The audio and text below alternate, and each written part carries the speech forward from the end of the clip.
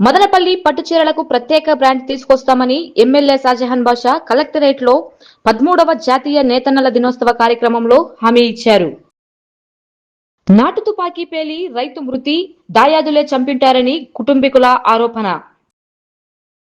Nimmanapalli police station ని ఆకస్మికంగా తనిఖీ చేసిన మదనపల్లి డీఎస్పీ బుచ్చిరాజు. నిరుద్యోగులు, విద్యార్థులు యువత పక్షంగా నిలబడి పోరాటం చేస్తామని హామీ ఇచ్చి రిలే నిరాహార దీక్షకు పూనుకున్న వైఎస్ఆర్సీపీ నాయకులు. ఇంటింటా తెలుగుదేశంతో ప్రజా సమస్యలకు పరిష్కారం ఎమ్మెల్యే షాజహాన్ బాషా. మదనపల్లి పట్టు చీరలకు ప్రత్యేక బ్రాండ్ తీసుకొస్తామని ఎమ్మెల్యే షాజహాన్ బాషా తెలిపారు. మదనపల్లి కలెక్టరేట్ లో 13వ జాతీయ చేనేత కార్మికుల దినోత్సవం సందర్భంగా నిర్వహించిన కార్యక్రమంలో ఆయన మాట్లాడారు. నేతన్న సేవలో పథకం ద్వారా అర్హత కలిగిన ప్రతి చేనేత కుటుంబానికి ఏడాదికి 25,000 రూపాయల ఆర్థిక సహాయం అందజేస్తున్నట్లు తెలిపారు. అన్నమయ్య జిల్లాలో 3,869 మంది చేనేత కార్మికులకు 9.67 కోట్ల ఆర్థిక సహాయం అందజేస్తామని పేర్కొన్నారు. ఈ కార్యక్రమంలో అధికారులు, చేనేత సంఘాల నాయకులు పెద్ద సంఖ్యలో చేనేత కార్మికులు పాల్గొన్నారు. హ్యాండ్లూమ్ మరియు చేనేత దినోత్సవ సందర్భంగా అందరికీ శుభాకాంక్షలు. మనము మదనపల్లి బ్రాండ్ సాధించడం మన హక్కు. 17వ తేదీ అసెంబ్లీ ఉంది. 10 మంది నాయకులకు తీసుకువెళ్లి ముఖ్యమంత్రి గారి దృష్టికి పెట్టి తప్పకుండా మదనపల్లికి బ్రాండ్ తెచ్చేటట్టుగా చూస్తామని సవాలు. దయచేసి నీలకంఠన్న గారు, సిద్ధప్పన్న గారు దీనికి ప్రాతినిధ్యం వహించి 10 మంది నాయకుల పేర్లు మీరు తయారు చేయండి. 17వ తేదీ మనం రాష్ట్ర ముఖ్యమంత్రి గారు పెద్దలు చంద్రబాబు నాయుడు గారికి కలుద్దాము. 17 కానీ 18 కానీ కలిసి మదనపల్లి ఖచ్చితంగా బ్రాండ్ ప్రకటించాలా. ఇదే కాకుండా ఏదైతే తిరుమల తిరుపతి వెంకటేశ్వర స్వామి ఆలయానికి పట్టు వస్త్రాలు మొత్తం మదనపల్లి నుంచే కొనాలని చెప్పి ఒక ప్రత్యేకంగా వ్యక్తం చేస్తాం. అదేవిధంగా ఎవరైతే ఇప్పుడు ఇళ్ల సమస్య అడిగారో తప్పకుండా ఇంకొక 70 ఎకరాలు ఉన్నాయి. మరి ముఖ్యమంత్రి గారికి చేనేత నల్లకు సపరేట్ గా ఒక కాలేజ్ వాళ్ళకే సపరేట్ గా ఇస్తే దాంట్లో కలరింగ్ యూనిట్ ఉంటుంది. ఆ కలరింగ్ యూనిట్ చాలా చెడ్డది. అది ఎందుకంటే ఆ నీళ్లు భూగర్భ జలాల్లో పోతే దాంట్లో పిల్లలకు పోలియోలు అవన్నీ వచ్చేస్తాయి. సో దానికోసం కలరింగ్ యూనిట్ సపరేట్ చేసి దానికి వేరే సపరేట్ డ్రైనేజ్ పెట్టి ఎక్కడైనా ఏదైనా ఒక చెరువుకో దానికో ఇంటర్లింక్ చేసి నీళ్లు ఎక్కడ యూజేజ్ కాకుండా చేసేటట్టుగా చూస్తాం. బట్ ఆ చెరువు కూడా సేద్యాన్ని కూడా వాడడానికి లేదు. ఆ విధంగా మనం ఒక ప్లాన్ ఆఫ్ యాక్షన్ చేస్తాం. ఇదే కాకుండా మీ అందరికీ తెలుసో లేదో 2012లో మనము 250 మంది నిరుద్యోగులు, విద్యార్థులు యువత పక్షాన పోరాటం వైఎస్ఆర్సీపీ. మదనపల్లి వైఎస్ఆర్సీపీ కార్యాలయం వద్ద యువజన విభాగం ఆధ్వర్యంలో చేపట్టిన 2వ రోజు రిలే నిరాహార దీక్షకు మాజీ ఎమ్మెల్యే దేశాయ్ తిప్పారెడ్డి, సమన్వయకర్త నిషార్ అహ్మద్ హాజరై మద్దతు తెలిపారు. ఈ సందర్భంగా తిప్పారెడ్డి మాట్లాడుతూ డిఎస్సి అభ్యర్థులు,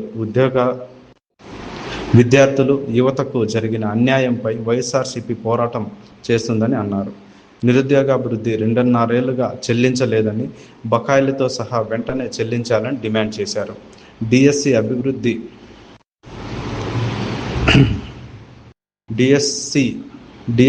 అభ్యర్థులు తమకు జరిగిన అన్యాయంపై ప్రశ్నించాలని పిలుపునిచ్చారు. అందరికీ నమస్కారం. ఈరోజు వైఎస్ఆర్ కాంగ్రెస్ పార్టీ అధిష్టానం పిలుపు మేరకు రాష్ట్రమంతటా అన్ని నియోజకవర్గ కేంద్రాల్లో కూడా రిలే నిరాహార దీక్ష చేయడం జరుగుతూ ఉంది. దాంట్లో భాగంగా మదనపల్లి కాన్స్టిట్యున్సీలో కూడా మదనపల్లి తారకరామ సర్కిల్లో కూడా ఈరోజు రిలే నిరాహార దీక్ష చేయడం జరుగుతుంది. దానికి మా పెద్దలు మన తిప్పారెడ్డి సార్ కూడా హాజరు కావడం జరిగింది. చాలా వైఎస్ఆర్సీపీ శ్రేణులు కానీ, స్టూడెంట్స్ కానీ ప్రతి ఒక్కరు కూడా వచ్చి ఇక్కడ హాజరు కావడం జరిగింది. ఈరోజు నిజంగానే చాలా ఏమంటే గవర్నమెంట్ మీద చాలా అవిశ్వాసం, చాలా వరకు ప్రజలకు తీవ్ర నిరాశ ఉంది దీని మీద. ఎందుకంటే ఈరోజు మనం చూస్తూ ఉన్నాం. ఈరోజు చూడండి, మీరు పబ్లిక్లో పోతే కూడా గడప గడపకు తెలుగుదేశం అని చెప్పి చాలామంది తిరుగుతూ ఉన్నారు నాయకులు. వాళ్ళు యాక్చువల్గా వాళ్ళు తిరుగుతూ ఉన్నారే, యాక్చువల్లీ ప్రజలకు ఏమి చేసినారు, ఏమి మభ్య పెట్టినారు, ప్రజల కోసం ఏం చేసినారు కూడా తెలియడం లేదు. ఏం చేశారు? ఫీజు రింబర్స్మెంట్ ఇచ్చినారా? లేదు. ఫీజు రింబర్స్మెంట్ బకాయిలు ఉన్నాయి. పెన్షన్లు కోత వేసేసినారు. అన్ని రైతులకు ఆదుకోవడం లేదు. అన్ని ఛార్జీలు పెరిగిపోయినాయి, నిత్యావసర సరుకులు పెరిగిపోయినాయి, ధరలు పెరిగిపోయినాయి, గ్యాస్ ధరలు పెరిగిపోయినాయి, డీజిల్ పెట్రోల్ ధరలు పెరిగిపోయినాయి, రియల్ ఎస్టేట్ అంతా డౌన్ అయిపోయింది. ఎక్కడ చూసినా రైతులంతా తీవ్రమైన సంక్షోభంలో ఉన్నారు. గిట్టుబాటు ధరలు లేవు, ఏమీ లేదు. ఏమీ లేకుండా కూడా కేవలం 1వ తేదీ ఆ పెన్షన్లు ఇచ్చేసి ఈరోజు గడప గడపకు అని చెప్పి పోవడం జరుగుతూ ఉంది. అసలు ప్రజలకు ఈరోజు మేము అదే ఒక అప్పీల్, కరువు తీవ్రమైన కరువు ఉంది. కరువులకు ఏమైనా ఇది తీసుకొని వస్తున్నారా మీరు? ఏదైనా మీకు ఏమైనా ఇది ఉందా? మీ దగ్గర ఏదైనా లిస్ట్ ఉందా? ఏ రకంగా మీరు దీన్ని ఎదుర్కొంటారనేది కూడా ఏ ప్రణాళిక లేదు. తీవ్రమైన తాగునీటి ఎద్దడి ఉంది.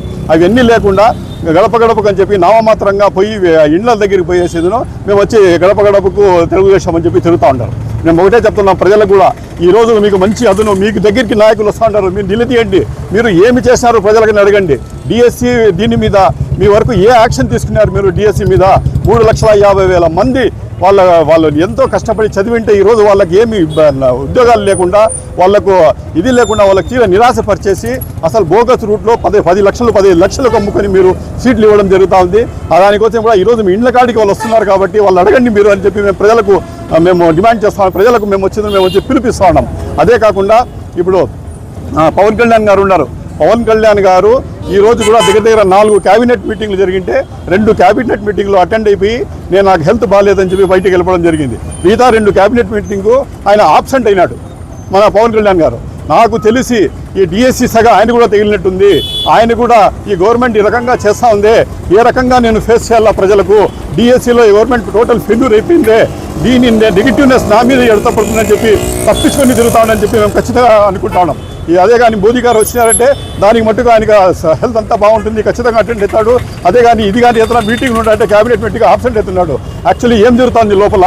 ఖచ్చితంగా ఆయనకు కూడా ఇది 100% తగిలింది. ఈ డిఎస్సి బాధితులకు మేము నిజంగానే తప్పు చేశాము అనే టైంలో ఆయన మనసులో కూడా ఆయన మనస్సాక్షి చెప్తా ఉంది కాబట్టి ఆయన మీటింగ్లో కూడా అటెండ్ అవ్వకపోతా ఉన్నాడు. మేము వైఎస్ఆర్ కాంగ్రెస్ పార్టీ తరఫున కూడా ఈరోజు ఒకటే డిమాండ్ చేస్తూ ఉన్నాం, రాష్ట్రం అంతటా మేమంతా చేస్తూ ఉన్నాం. దానికి మంచి స్పందన వస్తూ ఉంది. దానికి వచ్చిందో చాలామంది ఇది కూడా రాస్తున్నారు, ఏమంటే యాక్చువల్గా క్యాండిడేట్స్ లేరు అని చెప్పి. మా పక్కనే ఉన్నారు క్యాండిడేట్స్, వాళ్ళందరూ బాధితులు, డిఎస్సి బాధితులు. వాళ్ళ ఉద్యోగాలను కూడా వదులుకొని, వాళ్ళు వచ్చిందో ఉద్యోగాలు కూడా వదులుకొని ప్రిపేర్ అయిపోయి ఎగ్జామ్ రాసింటే కూడా మంచి మెరిట్ సంపాదించుంటే కూడా కాల్ లెటర్స్ కూడా తీసుకుని వచ్చేసి మీకు ఉద్యోగం వచ్చిందని చెప్పి కూడా లాస్ట్ మూమెంట్లో వాళ్ళకి మార్చడం జరిగింది. ఈ రకమైన ఎంతోమంది ఉన్నారు విద్యార్థులు. అసలు వాళ్ళే లేరు అని చెప్పి కొన్ని పత్రికలు అయితే ఎల్లో మీడియా పత్రికలు వచ్చిందో అసలు డిఎస్సి విద్యార్థులే లేరు, బాధితులే లేరు, ఊరికే వీళ్ళు నాయకులు క్రియేట్ చేస్తున్నారు అంటున్నారు. ఇది చాలా తప్పు. మేము నిజంగానే బాధితులతో ఇక్కడ వచ్చాము. వాళ్ళందరూ ఈరోజు ప్రెస్ కూడా ఫేస్ చేస్తున్నారు.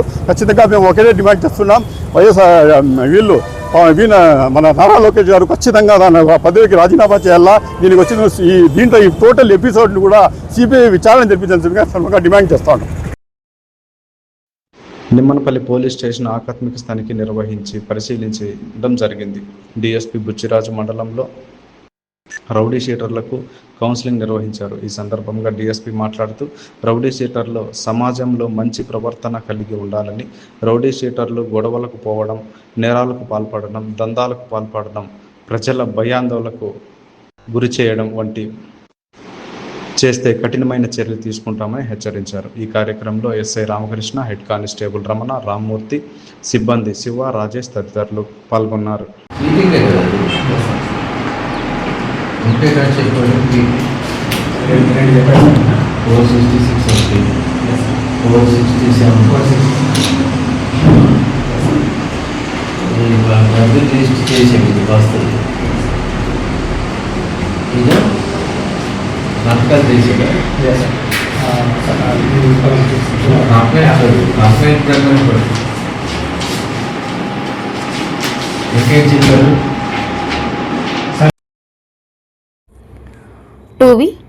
ఈ ఘటన స్థానికంగా తీవ్ర కలకలం రేపింది. కుటుంబ సభ్యులు, స్థానికులు కథనం ప్రకారం శ్రీనివాసులు గురువారం రాత్రి 8:30 ప్రాంతంలో తన సొంత పొలం వద్దకు వెళ్లాడు. కుటుంబీకులు ఎంతకీ తిరిగి రాకపోవడంతో పొలం వద్దకు చేరుకున్న మృతుడి భార్య రక్తం మడుగులో పడి ఉన్న శ్రీనివాసులను చూసి కేకలు వేయగా స్థానికులు ఘటనా స్థలానికి చేరుకుని పోలీసులకు సమాచారం అందించారు. ఘటనా స్థలానికి చేరుకున్న పోలీసులు మృతదేహాన్ని పరిశీలించగా ఛాతీ భాగంలో గుండెపై తుపాకీ గుండు లోతుగా దిగడంతో రైతు ప్రాణాలు కోల్పోయినట్లు పోలీసులు ప్రాథమిక నిర్ధారణకు వచ్చారు. మృతదేహం ప్రక్కనే నాటు తుపాకీ పడి ఉంది. శ్రీనివాసులు కుటుంబ సభ్యులు ఘటనా స్థలంలో కన్నీరు మున్నీరుగా విలపించారు. ఇది ప్రమాదవశాత్తు జరిగింది కాదని, ఆస్తి వివాదాల కారణంగానే ప్రత్యర్థుల పథకం ప్రకారం తన భర్తను నాటు తుపాకీతో కాల్చి చంపారని భార్య కుటుంబ సభ్యులు ఆరోపిస్తున్నారు. డీఎస్పీ డేగల ప్రభాకర్ ఘటనా స్థలానికి చేరుకుని పరిశీలించారు. క్లూజ్ టీంను రప్పించి ఘటనా స్థలంలో కీలక ఆధారాలు సేకరించారు. మృతదేహాన్ని స్వాధీనం చేసుకుని పోస్టుమార్టం నిమిత్తం పలమనేరు ప్రభుత్వ ఏరియా ఆసుపత్రికి తరలించారు. ఘటనా స్థలంలో లభ్యమైన నాటు తుపాకీని పోలీసులు స్వాధీనం చేసుకున్నారు. మరిన్ని వివరాలు పోలీసుల దర్యాప్తులో తెలియాల్సి ఉంది. ఏమైందో తెలియదు సార్. 8 గంటలకి నేను ఫోన్ అడిగితే 5 నిమిషాల్లో వస్తాను వచ్చినాడు, మళ్ళీ రాలేదు. 8 గంటలకి. మళ్ళీ మీరు నైట్లో ఏమైనా ఫోన్ చేసినారా? నా దగ్గర ఫోన్ లేదు సార్. మళ్ళీ మీకు ఎప్పుడు వచ్చింది సమాచారం? తెల్లారు వచ్చి ఆవులు కట్టేసి చూస్తే కొనుక్కున్నాడేమో అని వచ్చి ఆవులు కట్టేసి కొనుక్కున్నాడేమో అని వచ్చింది. ఎంతమంది పిల్లలు? 3, ఒక కొడుకు 2 కూతురు. ఈ ఊరు వాళ్ళు ఇంటి కట్టినింటి ఒకడే వచ్చాడు. 8కి. మీకు ఎవరిపైన అనుమానం ఉందా? అనుమానం మా వీళ్ళందరూ ఉన్నారు సార్. పేర్లు ఏమైనా చెప్తారా? పేర్లు చెప్పాను. ఎందుకు ఇలా చేయండి సార్ మాకు భూములు గొడవలు ఉంటాయి సార్. అవి నా పేరు మీద కొంచెం చేసినాడు. అది ఇప్పుడు వాళ్ళు అంత భాగాలు కావాలంటే ఇలాదనేసి వాళ్ళకి కొంచెం కసి ఉంది. అందు గురించి వాళ్ళు ఏమన్నా మాట్లాడుకొని ఇట్లా చేసినారేమో అని మాకు అనుమానం ఉంది. మా దయ్యాదులే అంతా. వాళ్ళ పేర్లు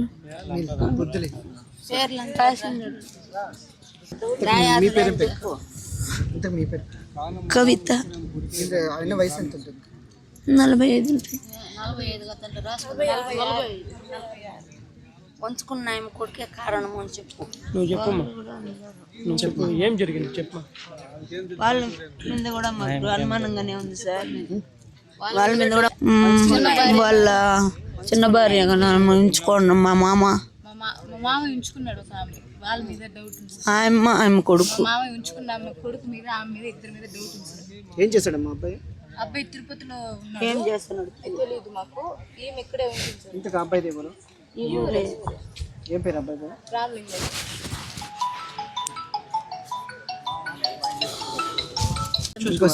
ఉంచుకున్నాం పేరు తులసమ్మ, ఆమె కొడుకు పేరు రామలింగయ్య. అంటే మీరు రామలింగయ్య అనుమానిస్తున్నాం సార్. వాళ్ళ మీద మాకు ఫుల్ అనుమానం వాళ్ళ మీదే ఉంది.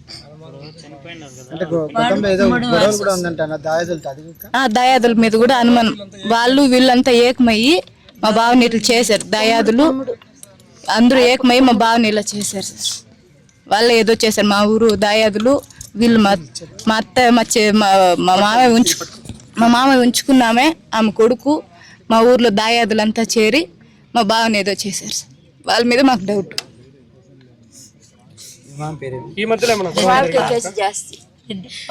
ఈ మధ్యలో ఏమైనా గొడవలు జరిగినాయా?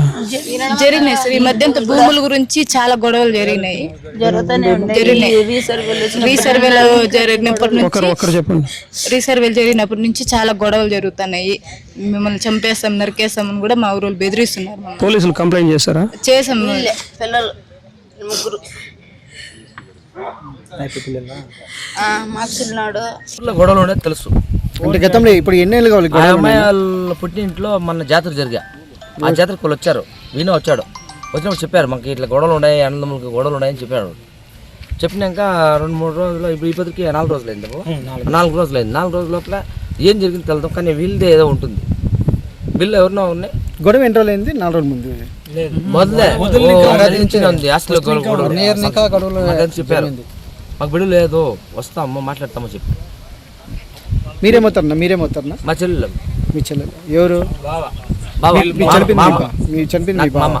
నాకు వచ్చి తమ్ముడు కావాలా. నాకు తమ్ముడు. మీకు తమ్ముడు కావాలా? సొంతం తమ్ముడు. మా యొక్క కూతుర్ని ఇచ్చినాయి. మాకు ఎలాంటి అప్పుడప్పుడు ఇట్లా అయిపోతా ఉన్నాయి. ఒక కుటుంబంలో ఏంటంటే 1 year కూడా లేదు. తెలీదు సార్. వాళ్ళకి 3 బిడ్డలు, ఒక బిడ్డకి పెళ్లి చేయాల, ఇంకొక బిడ్డ చదువుతుంది, చిన్నోడు ఆడ ఉన్నారు చూడండి, మీరు కుక్కున్నారు చూడండి. వాళ్ళకి ఆధారం అనేదే లేదు. రేపు ఇంకా ఇట్లా వాళ్ళు చేయరు అనే గ్యారంటీనూ లేదు. ఇప్పుడు వాళ్ళ అప్పని చంపి అప్పుడు చూపిలేదు, ఇప్పుడు ఏ పని చంపినా రేపు వాళ్ళు చంపిన గ్యారంటీ ఉందా? వేసేసి దాన్ని తగ్గి ఎవరు ఉన్నారో దాన్ని నిందితులు ఎవరు ఉన్నారో అందరిని అరెస్ట్ చేయాలనేది మాత్రం. బాడీ కూడా ఎత్తించదు నుంచి, బాడీ కూడా నీకు ఎత్తించదు. ఆల్రెడీ తెలుసు అందరికీ. ఆయన భార్య అయినా చెప్తా ఉంది ఎవరు అని. వాళ్ళ పేరు చెప్తే కూడా ఇంకా అరెస్ట్ చేయలేదు. అరెస్ట్ చేస్తేనే బాడీ ఎత్తిస్తాం. ఇప్పుడు ఎంత టైమో 1:30 అయింది, 12:30 అయింది. నన్ను చచ్చిపోయింది. ఇప్పుడు దాకా కూడా ఎవరిని అరెస్ట్ చేయలేదు. మాహితి ఏం లేదు. చెప్తా ఉన్నారు వాళ్ళు నోరు కొట్టుకొని వాళ్ళు అరెస్ట్ ఉన్నారు. ఏమీ కానీ డిపార్ట్మెంట్ ఏం చెప్తా ఉన్నారు. అమరన్కి అంత మాహితి తెలుసు, చెప్పినాం. ఏ ఊరు ఏం పేరు చెప్పిన? మారపల్లి. ఏం జరిగింది చెప్పిన? మారపల్లి గ్రామము. ఈ ఊర్లో ఏం జరిగిందంటే మా ఆయన్ని మామూలుగా అందరితో పోయి వచ్చేవాడు. ప్రతి ఊరికి డౌట్ మా ఆయన్ని ఎక్కడ తిరిగి ఏమో ముగిచేయాలని. ఈ ఊరిలో చేయండి, వేరే ఊరిలో ఉంటారు ఇంకా బ్యాక్. ఇది ఆయన ఆత్మహత్య చేసుకోవాలి, మర్డర్ చేయండి. దానికోసము మేమంతా వచ్చి ప్రెజర్ చేసినాక ఎమ్మెల్యే అమర్నాథ్ రెడ్డికి మాహితి తెలిసినాక డిఎస్పీ కూడా వచ్చింది. సార్ డిఎస్పీ అన్నాక టేప్లా ఏమిలా బందోబస్తులే ఏది ఒక ఎంక్వైరీ లేదు. అంటే ఎప్పుడు జరిగింది? ఏమని రాత్రి జరిగింది. మీకు ఎప్పుడు తెలిసింది? మాకు 11 గంటలు అంటే తెలుసు. మీకు పొద్దున్న 11 గంటలు తెలుసు? మా పాపని ఎట్టించేది ఐపీసీ మా పాపని. ఏం పేరు? ఎందుకు ఎవరు చంపింటారని మీకు అనుమానం? వాళ్ళంతా వాళ్ళ ఫ్యామిలీ, వేరే వాళ్ళు కాదు. అంటే పేర్లు అంటే ఫ్యామిలీ ఏంటి? ఎవరు? జమీన్లు గలాట్లుంది సార్. ఒక ఏడాది నుంచి జమీన్లు గలాట్లుంది. ఏడాది అప్పుడు వాళ్ళ నాయన్ని ఇదే ఇచ్చేసారు, వాళ్ళ నాయన కూడా ఇదే తర చేసారు. ఇప్పటికేమీ ఇది లేదు. ఇప్పటికి ఎవరు అని కనిపెట్టే కాలేదు. వాళ్ళ నాయన మర్డర్, అది మర్డర్ చేసింది, ఎవరు అనేది లేదు. ఇప్పుడు ఈయప్పని ఇట్లా చేసినారు, దీన్ని ఇచ్చిపెట్టినారంటే రేపు ఇంకొకరిని వాళ్ళ ఇంట్లో వాళ్ళు ఇట్లా చేస్తారు. వాళ్ళ నాయన పేరు? గుడ్రెడ్డప్ప. మేకల రెడ్డప్ప. అది జరిగి ఎప్పుడైంది? 1 year. 1 సంవత్సరము, 1 year పైన 15 నెలలు అవుతుంది. మీరేమో చెప్తాను చెప్పండి సార్. అయితే జమీన్లు ఇది ఏడాది నుంచి గలాట్లుంది. జమీన్లు అంటే భూమి అది ఆస్తి తగరాలది ఉంది. అది వాళ్ళు ఎంక్వైరీ చేస్తే తెలుస్తుంది సార్. ఇది సార్ ఎవరిని వదిలితే మేమెంత క్లియరెన్స్ గా తెలుస్తానే ఉంది. ఎంత ధైర్యం అంటే ఎంత ధైర్యంగా వాళ్ళు పెట్టిన ఇంకా నెక్స్ట్ కూడా ఇట్లా చేయొచ్చు కదా. దీనికి ఇది చేసి కరెక్ట్ గా జరుపుకున్నా చూడాలనేది. ఇంతకు తుపాకీ వాయిందేనా బయట సార్? అది తుపాకీ లేదు, తుపాకీ వాళ్ళ దగ్గర లేదు, తుపాకీ లేదు వాళ్ళ దగ్గర లేదు. వాళ్ళ నాన్న గతంలో కూడా ఇలాగనే చంపాడా? ఎట్లా ఇలా చంపి రోడ్లో పారేస్తారు. యాక్షన్ తీసుకుంటే సాక్ష్యాలు లేవు, దొమ్మలు పడిపోతుంది. అప్పట్లో యాక్సిడెంట్ చూపించి ఎంతమంది ఆస్తి వివాదాలు ఎవరికి? వాళ్ళ అన్నదమ్ములకే సార్. ఎంతమంది వాళ్ళు మొత్తం? వాళ్ళు సార్ ఒక 20-30 మంది పైన అన్నదమ్ములు. 20-30 మంది ఉన్నారా? అంతా కలిపి వాళ్ళ 9 లెక్కలో అది ఆల్రెడీ గొడవలు ఉండే, దానివల్ల ఇది హెచ్చు జరిగింది. అది ఇండికేషన్ చేయాలి సార్. లేకపోతే ఇంత వదిలితే ఇక్కడికి ఎవరు పిలుచుకోవచ్చు? వాళ్ళ భూమి ఇక్కడే ఉంది. వాళ్ళ బామ్మగా వాళ్ళదే సార్. అది కుసాలు ఆపక్క అని చెప్పారు. యావులతో ఇంకా వాళ్ళ భూమి భూమి దాకా అప్పుడప్పుడు వస్తూ ఉంటారంట. వాళ్ళు చెప్పినారు భూమి దగ్గరికి వస్తూ ఉంటుంది. టమాటా అంతా వాళ్ళే సార్. అది కుసాలు ఇంకా అక్కడంతా ఈ టమాటాలు అంతా వాళ్ళదేనా? వాళ్ళదే. ఇంటింటా తెలుగుదేశంతో ప్రజా సమస్యల పరిష్కారం. ఎమ్మెల్యే షాజహాన్ బాషా. మదనపల్లి మున్సిపల్ పరిధిలో 12-13 వార్డుల్లో ఎమ్మెల్యే షాజహాన్ బాషా ఇంటింటా తెలుగుదేశం కార్యక్రమం నిర్వహించారు. ఇంటింటికి వెళ్లి ప్రజల సమస్యలు తెలుసుకొని డ్రైనేజీ, తాగునీరు, వీధి లైట్లు, పెన్షన్లు, హౌసింగ్ సమస్యలపై అధికారులతో మాట్లాడి తక్షణమే పరిష్కరించారని ఆదేశించారు. కూటమి ప్రభుత్వం చేసిన అభివృద్ధి సంక్షేమ కార్యక్రమాలను ప్రజలకు వివరించారు. ఎన్టీఆర్ లేఅవుట్లో రోడ్లను ఆక్రమించి నిర్మించిన అక్రమ కట్టడాలను తొలగించాలని అధికారులను ఆదేశించారు. ప్రజల సమస్యకు పరిష్కారానికి ఇంటింటా తెలుగుదేశం కార్యక్రమం ఉపయోగపడుతుందని ఎమ్మెల్యే తెలిపారు. చూడండి, ఈ ఇంట్లో ఈ కుటుంబంలో 3 పిల్లలు. ఏమేమి పేర్లు పిల్లలది? రెడ్డి శ్రవంతి, అనిల్ కుమార్, హర్షవర్ధన్. 3 39 ఏళ్ళు. రైట్.